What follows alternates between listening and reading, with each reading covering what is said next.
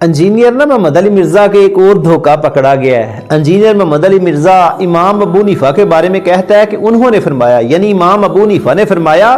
یہ انجینئر محمد علی مرزا کہتا ہے اپنی ایک ویڈیو میں کہ یعنی وہ کہتے ہیں کہ ہمارا یہ عقیدہ ہے کہ اگر ہم حضرت علی رضی اللہ عنہ کے زمانے میں ہوتے تو حضرت معاویہ بن ابی سفیان رضی اللہ عنہ کے خلاف حضرت انجینئر کہتا ہے کہ حضرت امام ابو حنیفہ نے ایسا فرمایا ہے۔ اس روایت کو نا انجینئر محمد علی مرزا نے امام ابو شکور محمد بن عبد السید بن شعیب القشی السالمی الحنفی جو ان سے تمہید جو ہے نا وہ نقل کی ہے، اور امام ابو شکور نے اس کو امام ابو حنیفہ سے بغیر کسی سند کے روایت کیا ہے، اور بے سند روایت مردود ہوتی ہے۔ آپ سب جانتے ہیں کہ جو بے سند روایت ہوتی ہے نا وہ مردود ہوتی ہے۔ اچھا، اب میرا سوال ہے انجینئر محمد علی مرزا اور اس کے چیلوں چپاٹوں سے، کہ ان کے مقلدین سے، کہ اس کی سند مجھے ڈھونڈ کر دکھا دو اور صحیح سند کے ساتھ اس کو امام ابو حنیفہ سے ثابت کر دو۔